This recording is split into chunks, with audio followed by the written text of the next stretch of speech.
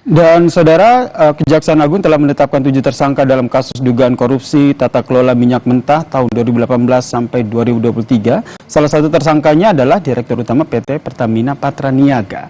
Membahas terkait dengan dugaan kasus korupsi tata kelola minyak dan yang merugikan negara hingga 193 triliun rupiah ini, saudara, telah bergabung bersama kami di Kompas Petang. Wakil Ketua Komisi 12 Fraksi Gerindra, Mas Bambang Haryadi, kemudian ada analis ekonomi dan juga kebijakan publik Mas Ihsanuddin Nursi, dan juga ada pengamat otomotif Mas Bebin Juanda. Selamat petang semuanya, salam sehat. Selamat sore. Selamat petang. Selamat petang. Saya ke Mas Bambang dulu ya, tadi yang rapat dengan Pertamina ini. Apakah tadi rapat itu juga akhirnya DPR ini menemukan adanya dugaan pengoplosan Pertamax yang dijual Pertamina?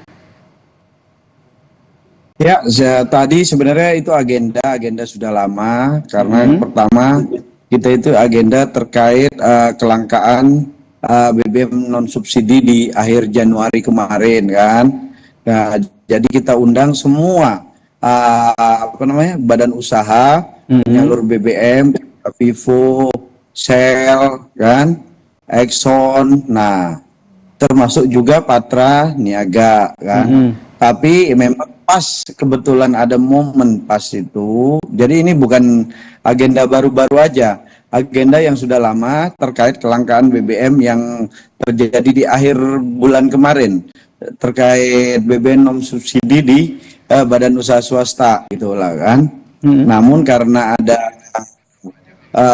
kejadian kemarin, ada masalah di Pertamina terkait penetapan kasus korupsi di Patraniaga, ya makanya di situ kita ingin meluruskan opini terkait yang rasanter di masyarakat. Kita kan melihat saat ini di publik bahwa ada semacam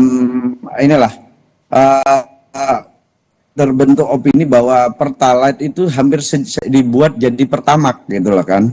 Sedangkan ini rondan berbeda, makanya kami klarifikasi ke semua pihak kan, tidak hanya ke Pertamina. Bagaimana teknisnya? Karena meskipun tadi meskipun dalam kasus ini Mas Bambang, Kejagung sendiri sudah menyatakan bahwa Pertamina Patraniaga ini sengaja membeli minyak mentah RON 90 dan diolah dan dicampur menjadi RON 92, sehingga publik pun akhirnya merasa khawatir dengan khawatir membeli Pertamax, jangan-jangan dioplos begitu.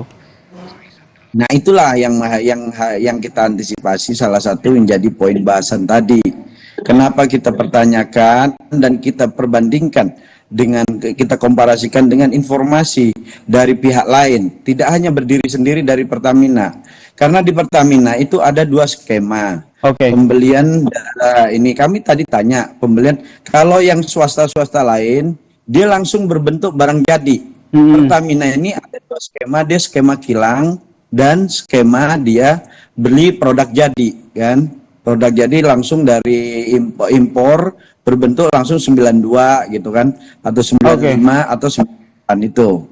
Nah, dari situ kita perbandingkan informasi antara Vivo, Pertamina kan, kebetulan juga Vivo memegang RON 90. Jadi tadi itu diminta penjelasan ya dari PT Pertamina ini terkait dengan sebenarnya ada pengoplosan atau tidak, dan tadi sudah dijawab ya kalau kita dengar bersama-sama. Pihak Pertamina menyatakan bahwa tidak punya skema blending begitu pengoplosan. Saya ke Mas Ihsanuddin Nursi nih selaku analis ekonomi dan juga kebijakan publik. Anda melihat kasus ini bagaimana ini? Ada kerugian negara kata Kejaksaan Agung 193 triliun rupiah.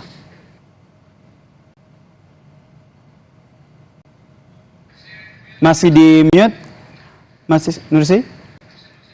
Masih di mute, Mas?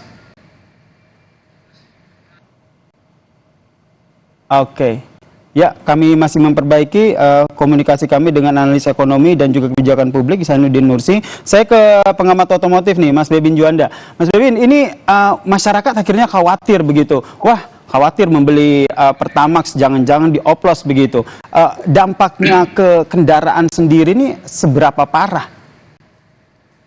Ya, kalau hanya sekedar perbedaan oktan 90 dan 92, maka yang terjadi adalah perbedaan atau perubahan dari performa mesin.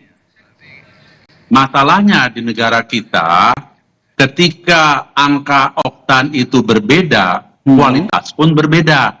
Ini yang dikhawatirkan. Jadi kalau hanya, janjinya 92, ternyata yang diterima 90, itu tarikan mesin akan terasa menjadi lemah. Kadang untuk mesin-mesin yang mempunyai nilai kompresi tinggi menjadi ngelitik.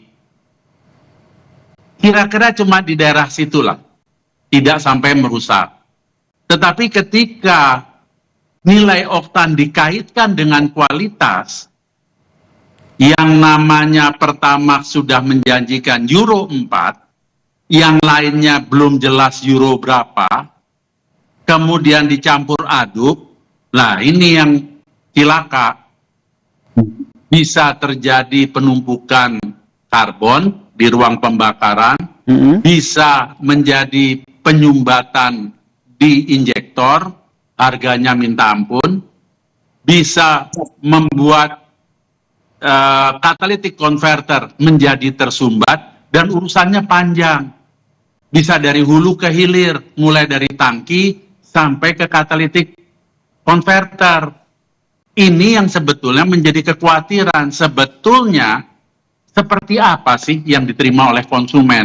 Itu dari saya. Oke, jadi wajar ya akhirnya masyarakat ataupun konsumen kita ini khawatir jangan-jangan dugaan Pertamax oplosan ini akan berpengaruh buruk pada kendaraan yang kita miliki. Wajar sekali. Wajar sekali ya.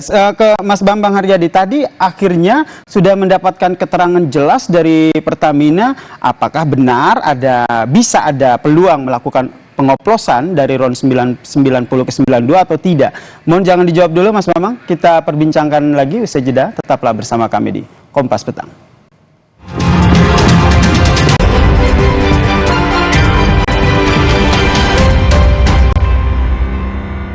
Kopi luwak, pelopor kopi nikmat, nyaman diminum.